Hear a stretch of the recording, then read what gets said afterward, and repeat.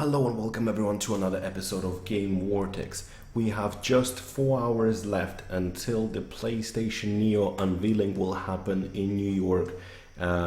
Basically on today, September 7th, PlayStation briefing will be happening, and I am here to give you my predictions of everything that's gonna happen there. And first of all, I've done my research, and second, I've talked to some people who are actually very familiar with what is going to happen there. So I'm going to tell you about it right now. I'm not going to spend hours talking about every single one thing. I'm just going to give you my prediction, a short overview why I think this will happen, and where I've heard that it might happen. I've spent the last 3 days on the buses. As you can see, I feel really tired. I'm not going to even stay up and watch this. I'm just going to go sleep like a log right now.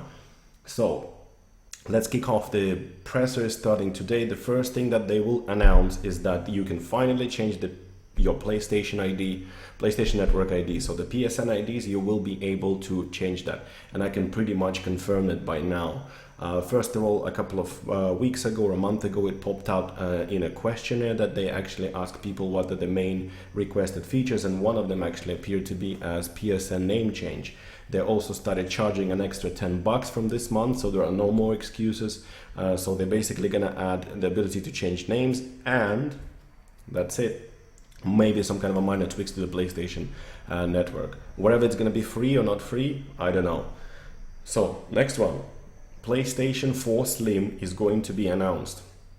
We know it's real. We've seen the videos of it being sold, booted up. It's coming, and it's going to cost $249.99. So $250 basically. That will put it $200 away from the PlayStation Neo. This is going to be the other prediction. You already know all the information. It's not like an Xbox One S that can do 4K movies and have a 4K Blu-ray drive. It's basically the same fucking PS4 as it used to be. Sony didn't really bother to put any extra quirks in there. Now, next one, let's move on to the PlayStation Neo. I think that the console will be called PlayStation 4 Plus. So it's going to be 4 and plus at the end. How it's going to look like? It's going to be much bigger than the PS4, the original one. It's going to be taller, wider, longer. We already seen people from Foxconn factory that produces electronics saying and drawing by hand the design, and it's the same person who actually predicted how the Slim is going to look like as well. It's not predicted, it's basically seen it, and based on those sketches the people managed to make a 3D design of the console, and it basically looks like a sandwich PS4, like the two sandwich PS4s. Okay, so that's it. How much it's going to cost? $450, so $449.99. It's gonna sit $200 above PlayStation 4 Slim. That would give people enough room to wiggle around to decide between which one is better for them. If it was only $150 difference, people would probably think, why do I need this or why do I need that? But if there's $200 difference, you can see that they're actually going for a cheaper market and for a more premium one. So there we have it. When it's going to be released is an interesting thing. Like, I'm not sure about that. It's either going to come out this year, at the end of this year, but it also means that they're asking consumers to spend $800 plus on this and the VR at the same time, which puts it pretty much at the same price as Oculus Rift and the Vive. What I think it might actually come out is somewhere around February, March next year. Now, this is my predictions about the PlayStation Neo, and you will see if they'll come true in a couple of hours. I think they are, and hopefully you'll give me a thumbs up, subscribe to this channel, and also leave the comment below. Now, what I want to do, I've read a lot of posts on the PlayStation blog about people hoping what the Neo is actually going to be, and I'm gonna debunk some of these hopes for you. I'm sorry if you feel that way, but you have to face the reality. First of all, they were circulating rumors of two types of PlayStation Neo. The 4.2 teraflops that was originally announced, which is pretty much about double the power of PlayStation 4, or the 5.5 teraflops version that was rumored as well later on after the Project Scorpio unveiled, and that would be an ideal scenario. An ideal scenario, if they would release 5.5, then when the Xbox came out, it wouldn't be such a big difference in terms of a power, which will account for a lot of things. Now, why the 5.5 version is not going to happen? First of all, the console is already in production. It's impossible to change things like that at the last minute. It's not possible. It simply isn't, because it's not as simple as like, okay, let's change this when the production run is rolling already. That's first of all. Second of all, as the Digital Foundry find out later on, and I verified with my friend who is an engineer, he's basically a computer engineer, it's that it's not designed, the chassis of the PlayStation 4 needs to be almost double the size of what the PS4 is, both in width and height, to accommodate an overclocked system with enough cooling to make sure that it doesn't cripple. And why I'm saying that? Because they don't have a CPU to replace the Jaguar one that is in there. You remember that it's working on the AMD's Jaguar, which is like 2 or 3 years old, maybe more by now, probably 4 or 5.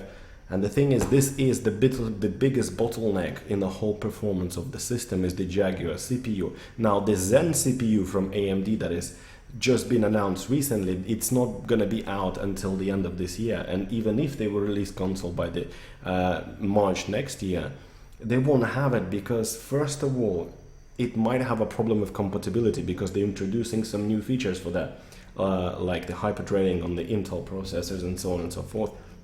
Second, it's going to be much more expensive than whatever the Jaguar they're going to put right now, so you can forget about that. So that's the CPU can't be changed right now. The GPU, now the next time, the GPU, what they probably do is they put the Radeon RX style to 280, maybe 270, and that is not enough to run 4K gaming at 60 FPS per, and it's not even enough to run 4K at 30 FPS. The only thing they can do is they can run games either in 1080p, 60 frames per second, all games, or they can run some games at 2K resolution, Quad HD resolution, and upscale that to 4K, which you certainly will see on the degradation of the quality. So 4K is not just doubling the resolution, it's actually quadrupling the amount of pixels that you actually see.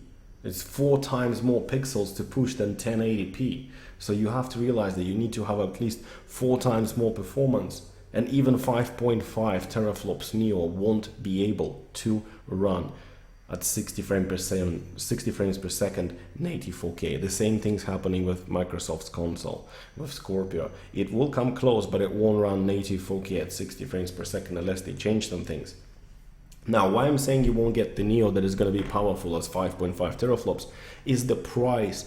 If you would squeeze a component enough to make this console possible at 5.5 teraflops, you're looking at $700 to $800 price tag, and Sony is not that crazy, even if it's a super premium item. That's just not going to happen.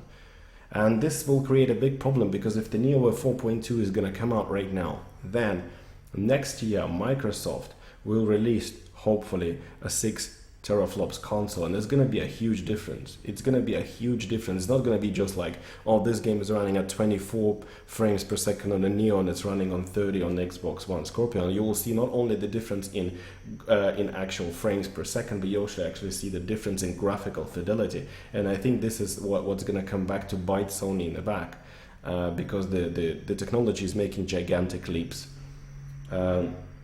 So they will be forced to release a new console 3 years down the line, for sure, the PlayStation 5 probably, or whatever it's going to be called. There are also rumors circulating that they might show up the successor to PlayStation Vita, but I don't think they will, because it will most likely be some kind of a mobile initiative like PlayStation Mobile, but finally done properly, because I don't see them doing another handheld for a while, and I don't see them releasing 3 different hardware kits on the market around the same time. That's just a suicide. So there we go. These are my all predictions. So tell me if you agree with my predictions and what are you most excited about. Please click the subscribe button below, over there or over there, depending on how the camera is showing. Leave the comments below, click the like, and tomorrow I'll be back with the post-conference review, and we'll see what's going to happen. By the way, BioWare has been teasing a lot of reveals for this press conference, so you can expect big game announcements there. Mass Effect Andromeda will have a gameplay footage, and also there's something with the Dragon Age that's going to be announced. So there we go. Thank you very much for watching this episode of Game Vortex, and I'll see you tomorrow.